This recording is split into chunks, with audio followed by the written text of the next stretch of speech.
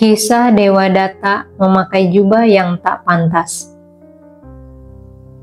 Khotbah ini disampaikan oleh Sang Buddha ketika sedang berdiam di Jetavana tentang tanggapan terhadap jubah kuning yang dipakai oleh Dewa Datta di Rajagaha. Pada suatu saat, ketika siswa utama masing-masing dengan rombongan 500 biku berpamitan dengan Sang Buddha dan pergi dari Jetavana menuju Rajagaha. Para penduduk Rajagaha yang terbagi menjadi 2 atau 3 kelompok dan kelompok lainnya yang lebih besar memberikan dana sesuai kebiasaan memberikan dana kepada para tamu. Pada suatu hari, Yang Mulia Sariputta berkata, "Sebagai ungkapan terima kasih, wahai para umat, seseorang yang memberikan dana tetapi tidak mendorong orang lain untuk memberikan dana, orang itu pada sebuah kehidupan berikutnya akan terberkahi dengan kekayaan, tetapi tidak akan terberkahi dengan seorang pengikut. Orang yang mendorong orang lain untuk memberikan dana, tetapi ia sendiri tidak memberikan dana, orang itu pada sebuah kehidupan berikutnya akan terberkahi dengan seorang pengikut, tetapi tidak akan terberkahi dengan kekayaan. Orang yang memberikan dana dan mendorong orang lain untuk memberikan dana, orang itu pada sebuah kehidupan berikutnya, pada 100 kehidupan berikutnya, pada 1000 kehidupan berikutnya, pada 100.000 kehidupan berikutnya, akan mendapatkan berkah baik, kekayaan maupun seorang pengikut." Demikian uraian Dhamma yang disampaikan oleh Yang Mulia Sariputta. Seorang yang bijak mendengar perkataannya dan berpikir, "Tuan, pemberian khotbah Dhamma adalah sesuatu yang sangat luar biasa, karena telah menjelaskan tentang makna kebahagiaan. Hal itu telah mendorong saya untuk melakukan kebajikan yang menghasilkan kedua pencapaian tersebut." Maka, ia menjamu makan Sang Thera dengan berkata, "Bhante, terimalah jamuan saya untuk esok hari. Berapa jumlah biku yang akan ikut bersama Anda, Bhante?" 1000 biku, wahai umat. Bawalah semua biku untuk ikut bersama Anda esok dan terimalah jamuan saya, Bhante. Saat Sang Thera menerima undangan tersebut, beliau dengan berdiam diri. Umat itu pergi ke jalanan di kota untuk mendorong orang-orang memberikan dana dengan berkata, "Wahai lelaki dan wanita, saya telah mengundang 1000 biku. Berapa biku yang mampu Anda sediakan makanannya? Berapakah yang Anda mampu?" Orang-orang berjanji untuk menyediakan makanan, masing-masing berkata sesuai maksudnya. "Kami akan menyediakan untuk 10 biku, kami akan menyediakan untuk 20 biku, kami akan menyediakan untuk 100 biku." Umat itu kemudian menyuruh mereka untuk membawa makanan ke suatu tempat, berkata, "Baiklah, mari kita berkumpul di suatu tempat dan memasak makanan itu sekaligus. Anda semua sama-sama membawa nasi, mentega, sari gula, dan bahan yang lainnya di suatu tempat." Seorang perumah tangga memberikan sebuah jubah kuning yang wangi seharga 100.000 keping uang, berkata, "Jika ternyata dana yang Anda berikan belum cukup, jual jubah ini dan hasil dari penjualan jubah dapat digunakan untuk menutupi kekurangannya." Barang-barang dana telah mencukupi, tidak ada satupun yang kurang. Umat itu kemudian berkata kepada orang-orang, "Para tuanku, jubah kuning yang diberikan oleh seorang perumah tangga untuk tujuan tertentu menjadi mubazir. Kepada siapakah kita harus memberikannya?" Beberapa orang berkata, "Mari kita berikan jubah itu kepada Sariputta Thera."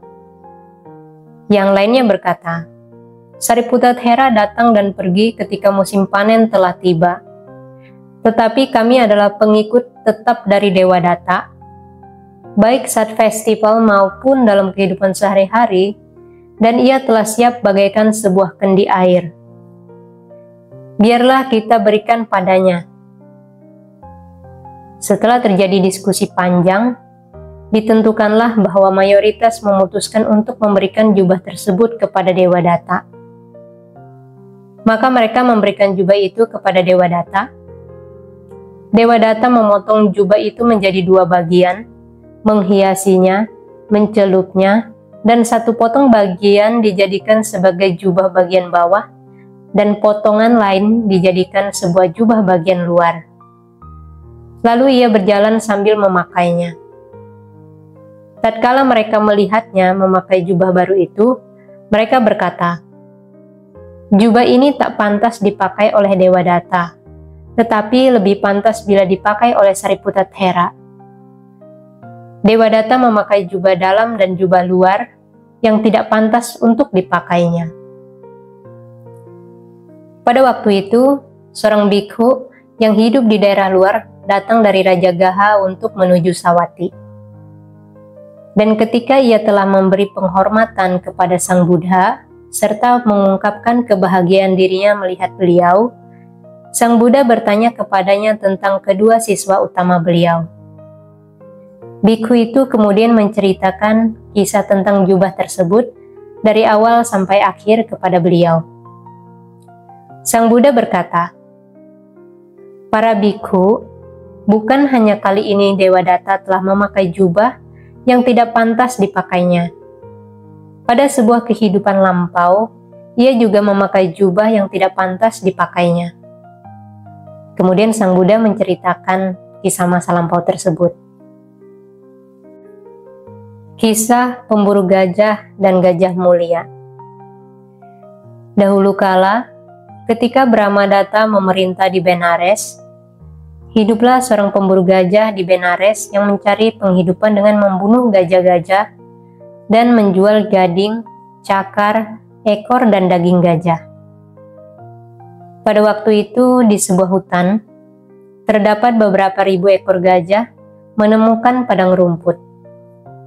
Suatu hari, ketika mereka pergi ke hutan, mereka melihat beberapa paceka Buddha.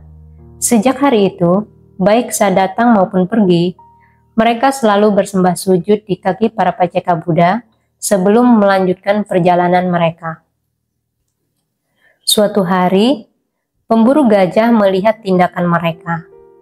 Ia berpikir, hanya satu hal yang membuat saya sulit untuk dapat membunuh hewan-hewan ini. Namun setiap kali datang dan pergi, mereka selalu memberi penghormatan kepada para paceka Buddha. Apa yang mereka lihat hingga mereka memberi penghormatan? Setelah mengetahui hal itu disebabkan oleh jubah kuning, ia berpikir, saya juga harus mendapatkan jubah kuning dengan segera. Maka, ia pergi ke sebuah kolam yang digunakan oleh salah satu paceka Buddha. Dan ketika paceka Buddha tersebut sedang mandi dan meletakkan jubahnya di tepi kolam, ia mencuri jubah tersebut. Lalu ia pergi dan duduk di jalan yang dilalui oleh para gajah ketika mereka datang dan pergi. Dengan membawa sebilah tombak di tangan dan jubah yang dikenakan di bagian kepalanya, para gajah melihatnya dan mengira bahwa dirinya adalah paceka Buddha, memberi penghormatan kepadanya, dan kemudian pergi melanjutkan perjalanan. Gajah yang berjalan di belakang dibunuhnya dengan tusukan tombaknya.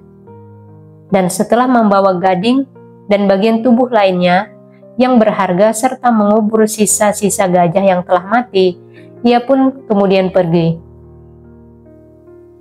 Kemudian calon Buddha terlahir kembali sebagai gajah pemimpin dari rombongan gajah tersebut dan menjadi raja dari kawanan gajah itu. Pada saat itu juga, pemburu gajah sedang menggunakan taktik yang sama seperti sebelumnya untuk mengejar gajah-gajah itu. Sang Bodhisatta mencermati bahwa jumlah dari rombongan gajah yang mengikutinya makin berkurang dan bertanya, "Kemanakah gajah-gajah pergi hingga rombongan ini makin sedikit jumlahnya?" "Kami tidak tahu, Tuan." Sang Bodhisattva berpikir, Kemanapun mereka akan pergi, mereka seharusnya tidak pergi tanpa izin dariku. Lalu muncul kecurigaan dalam pikirannya. Biku yang duduk di satu tempat dengan jubah kuning di kepalanya pasti merupakan penyebab masalah ini. Ia terus mengikuti di belakang. Maka pemimpin dari kawanan gajah mengutus gajah-gajah lain untuk jalan di depan dan ia sendiri berada di belakang.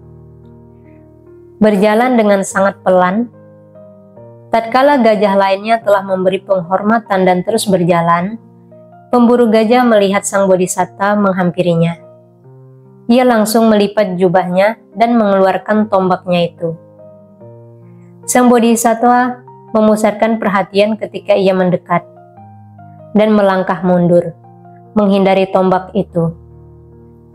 Ia adalah orang yang telah membunuh gajah-gajahku, pikir sang bodhisatta. Dan beliau dengan segera bergerak maju untuk menangkapnya. Namun pemburu gajah melompat ke belakang sebuah pohon dan meloncat ke sawah. Sang bodhisatta berpikir, saya akan menyerang pemburu gajah dan pohon itu dengan gading saya, menangkapnya dan melemparkannya ke tanah. Pada saat itu juga, pemburu gajah membuang jubahnya sehingga gajah dapat melihat wujud aslinya. Ketika sang bodhisatta melihatnya, beliau berpikir, jika saya melukai lelaki ini, maka rasa hormat dari ribuan Buddha, Paceka Buddha, dan Arahat akan hilang terhadap saya. Oleh sebab itu, beliau tetap bersabar. Kemudian beliau bertanya kepada pemburu itu, apakah Anda yang telah membunuh semua sanak keluargaku? Ya Tuan, jawab pemburu itu. Mengapa Anda melakukan perbuatan yang begitu licik?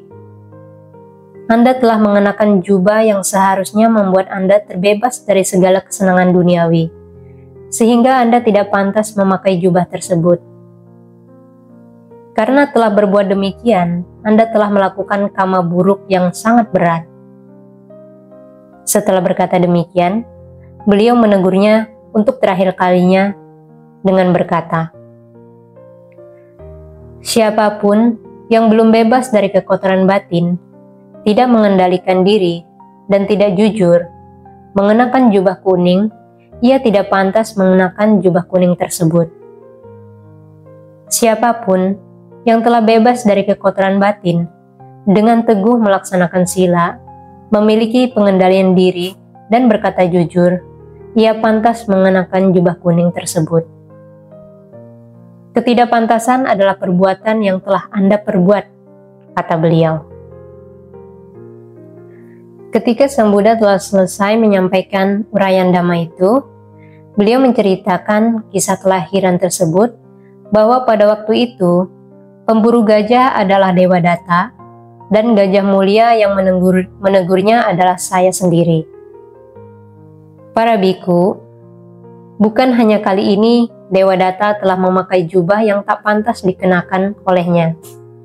Ia juga melakukan hal yang sama pada sebuah kehidupan lampau.